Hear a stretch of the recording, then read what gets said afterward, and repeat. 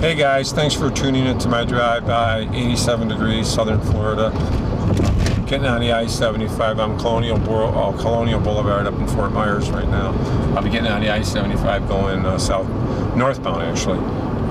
It is September 24th, 2015, and it's about 12:15 in the afternoon on a Thursday. Hope everybody's doing great. And I wanted to start this video out by saying, what's the best ammunition for a 1911? And this is something that goes back to when the 1911 was invented and when it was used in the military. The 1911s in the military, the first ones, Colt 1911s, of course Browning's design, used the 230 grain ball ammunition, which is full metal jacket. That was the main bullet for years. Then with the development of new types of manufacturing and the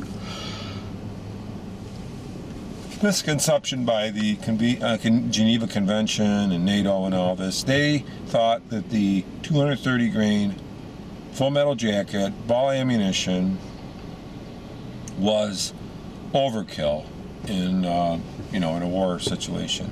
So they moved over to 9mm, and the rest is history. Now we have 9mm, there's 45, there's so many. They were using 38s, and that was a marginal bullet, so they moved and wanted to get a bullet invented that would be good in battle, and they came up with the 230 grain ball ammunition for the 45 ACP. And so they were using the 1911 for quite a while, and it was a very effective gun. But then, because of the military, some recruits coming in, they weren't accurate enough with it. They couldn't handle the recoil of the big bullet. And Geneva Convention wanted the military to adopt the NATO round, which is 9mm.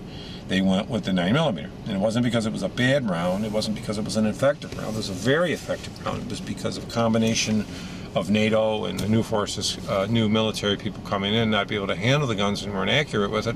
That's why they changed it. Now they want to go back to it. Some parts of the military special forces still use the 45 ACP as their standard sidearm. I wanted to get into ammunition now in the 1911s. I know the 1911s now have advanced, and we have all different kind of ammunition. And a lot of people are using hollow points in them, and full metal jacket and everything, all different kind of fragment and fragile rounds and stuff like that. They don't ricochet as much. Well, the bottom line is it's going to depend on the 1911 you have.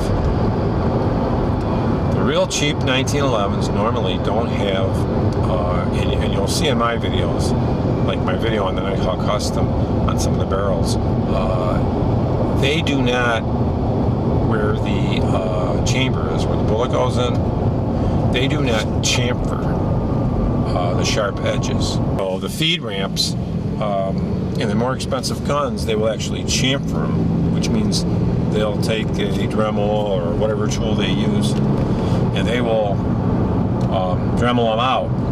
So when the bullet feeds, it feeds easier. It's just what happens is there's less metal on the chamber, so when the bullet comes in, it goes in smoother. It has a less chance of hitting the chamber, the thickness. Whereas a full metal jacket, it wouldn't matter because there's really nothing could gouge on it. That's going to go forward anyway because it's all round.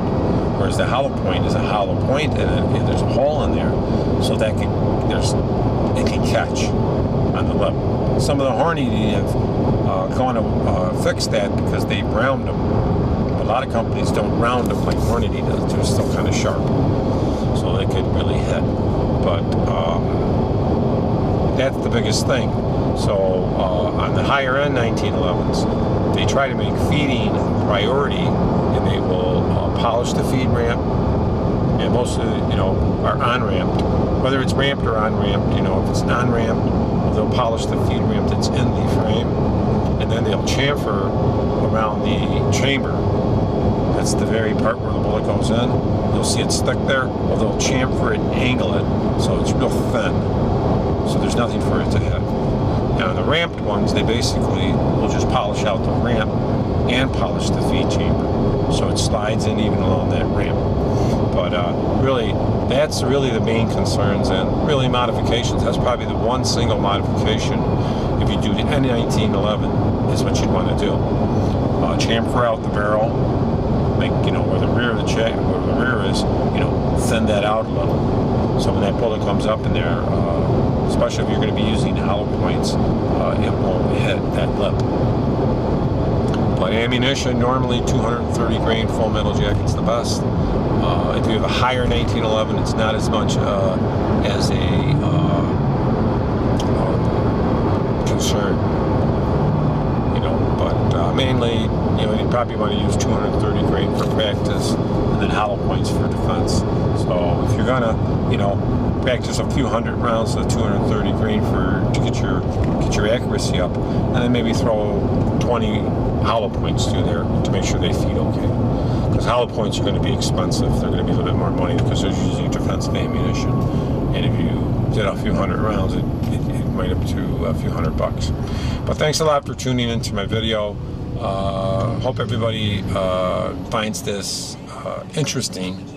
And like I say, I am on Colonial Boulevard, Route 884, and I will be turning on northbound towards Tampa. Right up here, there's an exit. But thanks a lot, guys. I hope everybody has a great day, and thanks a lot for tuning in to my drive-by video for today. Thank you.